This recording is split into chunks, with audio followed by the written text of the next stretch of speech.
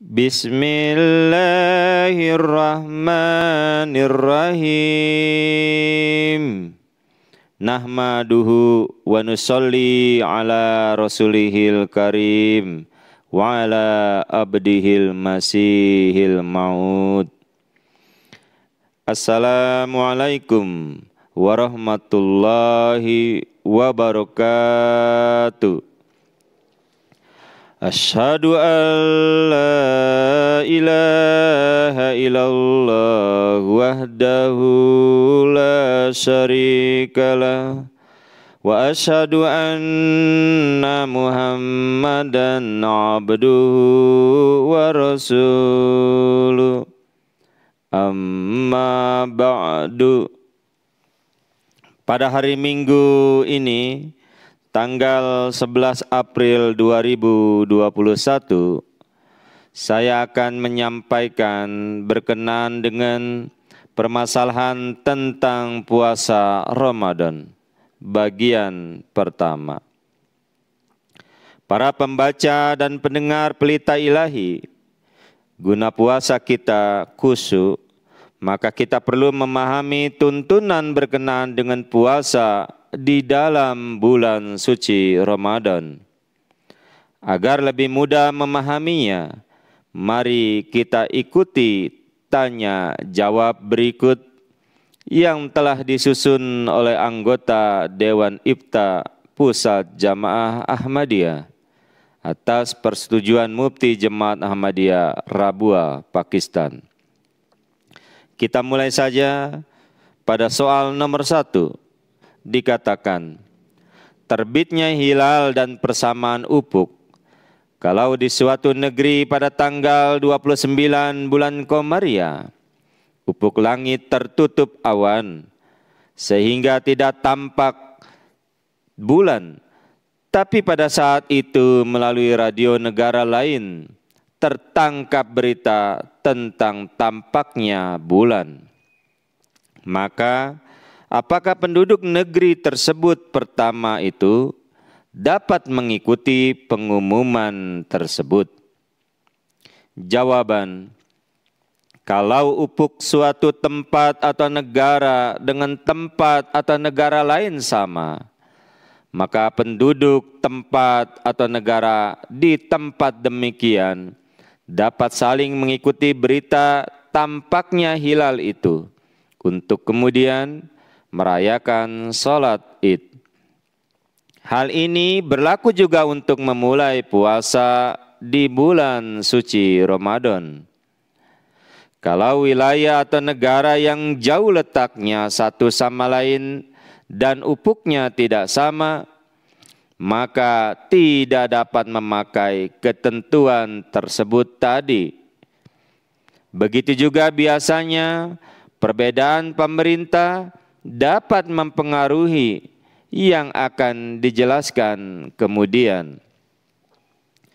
Dari Alama Ibnu Rusyid dalam kitabnya Bidayatul Mujtahid, beliau menulis sebagai berikut: bila di suatu wilayah hilal terlihat, maka haruskah orang-orang di wilayah yang belum melihat bulan untuk mempercayai dan mengikuti orang-orang di wilayah yang telah melihat itu, atau tidak harus? Berbagai jawaban telah diberikan untuk soal ini. Imam Abu Hanifah, Imam Syafi'i, dan yang lain-lain berpendapat bahwa kalau ufuk satu, maka mengikutinya adalah harus. Dan menurut riwayat orang-orang Madinah, bahwa Imam Malik berpendirian, yakni walaupun satu ufuk, tetapi mengikutinya bukanlah suatu keharusan.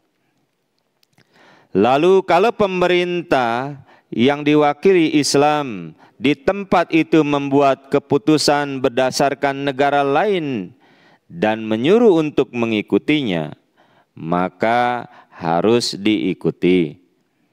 Apabila kedua tempat itu sangat berjauhan, sehingga ufuk kedua negara itu berbeda. Maka penampakan bulan di suatu tempat tidak bisa mempengaruhi tempat lain dan mengikutinya bukanlah suatu keharusan. Lalu dari Quraib radhiyallahu anhu, suatu waktu beliau ke Syria untuk suatu pekerjaan. Di sana beliau nampak hilal Ramadan pada hari Jumat. Ketika beliau kembali ke Madinah, maka Ibnu Abbas radhiyallahu anhu menanyakan kepada beliau, kapan beliau menampakkan bulan?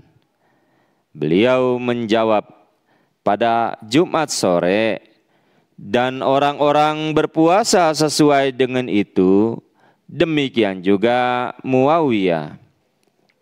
Ibnu Abbas berkata, kami menampaknya pada hari Sabtu sore, dan kami akan menyempurnakan puasa kami sesuai dengan itu. Lalu Quraib berkata, apakah tidak cukup penampakan bulan oleh Muawiyah sebagai pemimpin tidak cukup bagi Tuhan? Hadrat Ibnu Abbas radhiyallahu anhu menjawab, Rasulullah sallallahu alaihi wasallam menyuruh demikian. Dan juga dari hadis ini dapatlah dijelaskan bahwa karena wilayah atau negara yang saling berjauhan dan perbedaan ufuk, maka satu sama lain tidaklah terikat. Namun kalau ufuk kedua wilayah itu tidak terlalu menyolok, maka disebabkan kesamaan ufuk, kedua wilayah itu bisa saling mengikuti penampakan bulan di salah satu dari kedua wilayah tersebut. Bagaimana bila berita penampakan bulan itu benar dan terpercaya, walaupun diperoleh melalui radio? Maka menurut jamaah Ahmadiyah, hal itu dapat diterima dan diikuti. Soal yang kedua, ru'ya penampakan hilal. Jika sedang berada di udara di pesawat terbang, menampaklah hilal untuk Ramadan atau Id. Tapi di bumi tidak seorang pun menampaknya. Maka apakah puasa atau Id dapat dilaksanakan? Jawabannya adalah penampakan hilal seperti ini dari segi syariat tidak dapat dijadikan pegangan karena ada unsur dipaksakan. Penampakan bulan yang dapat dipegang hanyalah yang dilakukan dengan mata telanjang tanpa paksaan. Dalam keadaan ufuk terlindung awan, maka untuk puasa Ramadan, kesaksian dari seseorang yang terpercaya yang telah melihat bulan dapat diterima. Sedangkan pelaksanaan sholat Id harus ada 2 saksi mata. Namun demikian, masalah seperti ini, keputusan terakhirnya kembali ada di tangan pusat jamaah muslimin, yakni bagian pemerintah yang bersangkutan yang menentukan. Soal yang ketiga, diterangkan di dalam hadis, yakni berbukalah puasa bila melihat bulan. Jika bulan itu terlihat pada waktu sebelum matahari terbenam, maka haruskah menghentikan berbuka puasa pada waktu itu?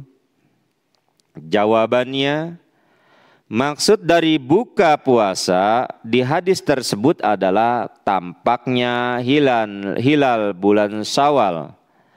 Walaupun terlihat sebelum matahari terbenam, yakni setelah waktu tengah hari, maka orang-orang hendaknya merayakan Id pada esoknya, dan hari Id itu jangan berpuasa. Hadis ini tidak berarti bahwa begitu melihat bulan maka langsung berbuka. Hal ini sama maksudnya seperti hadis, yakni setelah penampakan bulan maka berpuasalah mulai besok harinya. Jadi bukan berarti ketika menampakkan bulan maka langsunglah berpuasa pada saat itu juga. Karena waktu puasa, apakah puasa fardu atau puasa nafil, harus dimulai dari fajar terbit sampai terbenamnya matahari. Hari puasa yang kurang dari waktu yang ditetapkan tersebut bukanlah puasa yang benar. Rasulullah Shallallahu Alaihi Wasallam membuktikan hal ini. Sedangkan mengenai bulan yang terlihat sebelum matahari terbenam, itu adalah bulan untuk sehari sebelum bulan baru. Jadi di hari itu sama sekali bukanlah hari untuk berpuasa. Maka pemikiran tadi dalam soal itu adalah tidak benar. Karena dalam beberapa keadaan memang bulan malam sebelumnya dapat terlihat pada sore hari di saat sebelum matahari terbenam. Kemudian sebagian ulama ada yang berpendapat bahwa kalau bulan sabit terlihat pada siang hari sebelum tengah hari, maka pada saat melihat itulah puasa harus dihentikan atau harus berbuka. Karena hari ini sebenarnya adalah tanggal 1 Syawal, yaitu hari Id.